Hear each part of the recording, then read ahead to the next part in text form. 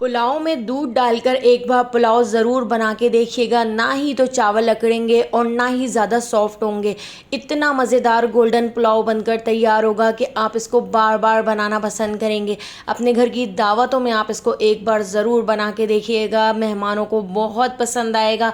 तो चलिए इस मज़ेदार से गोल्डन पुलाव की रेसिपी को देख लेते हैं।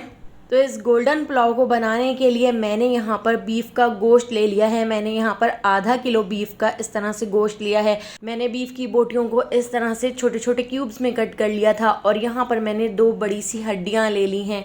ये भी आप ज़रूर ऐड कीजिएगा, इससे आपका पुलाव बहुत ही जूसी बनकर तैयार होगा। और इस तरह से हमने एक बड़ी सी हड्डी ले ली है, या आप पाया भी ले सकते हैं। और इसके साथ ही जो रवाद होता है, तो 2 हमने यहाँ पर रवाद भी इसके अंदर ऐड किए हैं। इससे हमारा पुलाव बहुत ही जूसी और चुस्त पुलाव बनकर तैयार होगा। तो देखिए ये सारा गोश्त और ये सारी हड्डियां मैं एक पतीली के अंदर ऐड कर देती हूँ। हमने इसकी यखनी बनाकर तैयार करनी है। और इसके साथ ही मैंने यहाँ पर एक बड़े साइज़ की प्याज को स्लाइस में कट कर लिया है और एक बड़ा बंच लहसुन का ले लिया है। तो ये दोनों चीज़ें भी हम इसके अंदर ऐड कर देते हैं। और यहाँ पर थोड़े से खड़े मसाले ले लिए हैं। तो आप देख सकते हैं खड़े मसालों की जो क्वांटिटी है वो बहुत कम है। इसी से हमारा पुलाव गोल्डन पुलाव बनकर तैयार होगा, ज़्यादा डार्क कलर नहीं होगा। तो 3 हमने यहाँ पर लौंग ले ली हैं, 1 तेज़पत्ता, 2 दालचीनी, 2 हरी इलायची, इसके साथ साबित काली मिर्चें ऐड कर दी हैं। इसके साथ ही कूट कर हमने यहाँ पर सौंफ ले ली है। तो 2 टीस्पून मैं इसके अंदर कुटी हुई सौंफ ऐड कर देती हूँ। इसके साथ ही 1 टीस्पून भर के पिसा हुआ धनिया हम इसके अंदर ऐड कर देते हैं। और यहाँ पर मैंने भुना कुटा ज़ीरा ले लिया है। तो 1 टीस्पून भर के मैं इसके अंदर भुना कुटा ज़ीरा भी ऐड कर देती हूँ। ज़ीरे को भून कर कूट कर ऐड कीजिएगा।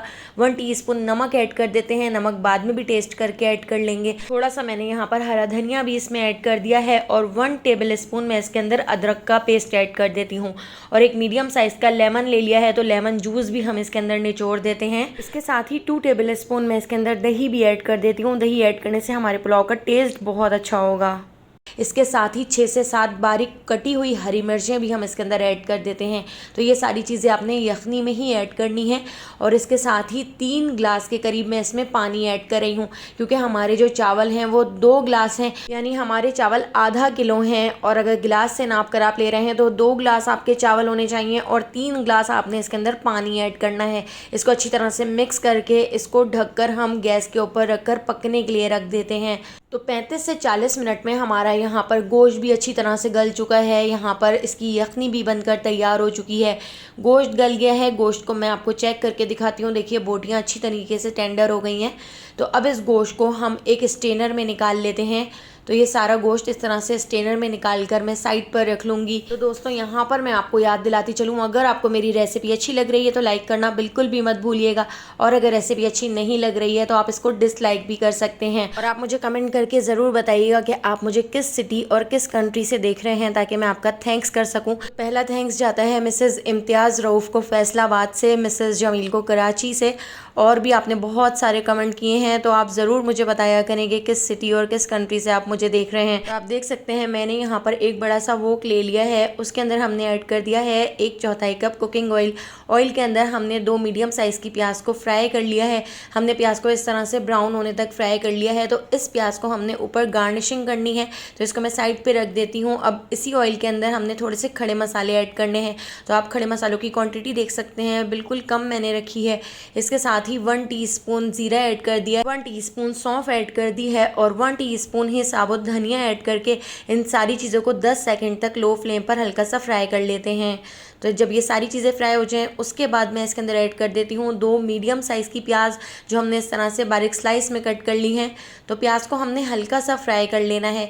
तो प्याज को हम बहुत ज़्यादा फ्राई नहीं करेंगे, क्योंकि अगर आपने प्याज को ज़्यादा फ्राई कर दिया तो आपके पुलाव का कलर थोड़ा सा डार्क हो जाएगा। लेकिन हमने प्याज का कलर इस तरह से लाइट सा ही रखना है, बस ट्रांसलूसेंट होने तक हमने प्याज को फ्राई किया है। इसके अंदर 7 से 8 हरी मिर्चें ऐड कर दी हैं और 1 टेबल स्पून लहसुन अदरक का पेस्ट ऐड करके इसको भी हम प्याज के साथ 1 मिनट तक फ्राई कर लेते हैं। प्याज फ्राई करने के बाद इसके अंदर हम गोश्त ऐड कर देते हैं, जो हमने स्ट्रेनर में निकाल कर रख लिया था।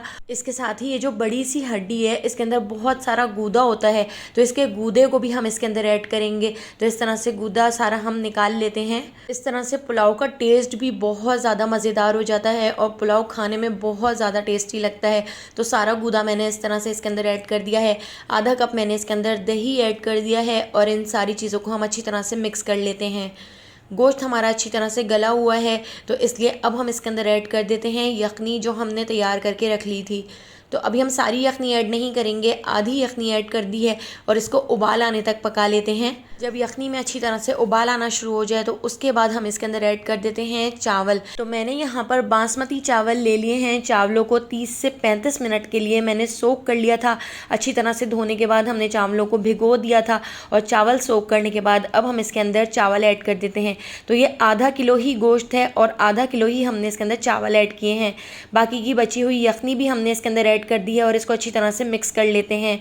तो ये जो यखनी है ये चावलों से आधा इंच ऊपर है, तो आपने बिल्कुल इसी तरीके से आधा इंच ऊपर रखनी है और आपने इसके अंदर ऐड करना है तकरीबन आधा कप के करीब दूध। यखनी और दूध ऐड करने के बाद ये जो यखनी है ये चावलों से तकरीबन आधा इंच के करीब ऊपर है, तो आपने बिल्कुल इसी तरीके से इसको चेक करना है और इसको बना के तैयार करना है। इस स्टेज पर नमक भी ज़रूर चेक किया करें और अगर नमक कम लगे तो 1 टीस्पून मैंने इसके अंदर नमक और ऐड कर दिया है और इसके अंदर मैंने थोड़े से आलू बुखारे भी ऐड कर दिए हैं। अब इसको हमने मीडियम टू हाई फ्लेम पर इतना पका लेना है कि चावल और पानी का लेवल बिल्कुल बराबर हो जाए, सारा पानी खुश्क हो जाए। तो इसको हम इस तरह से ढककर पकाएंगे।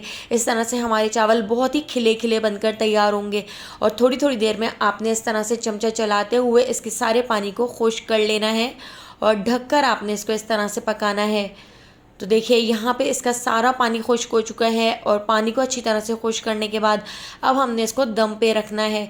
तो मैं इसको कवर करके लो फ्लेम पर तकरीबन 15 मिनट के लिए दम पर रख देती हूँ। तो लो फ्लेम पर हमने इसको 15 मिनट के लिए दम पर छोड़ दिया था और यहाँ पे हमारा बहुत ही टेस्टी, बहुत ही मज़ेदार गोल्डन पुलाव बनकर तैयार हो चुका है।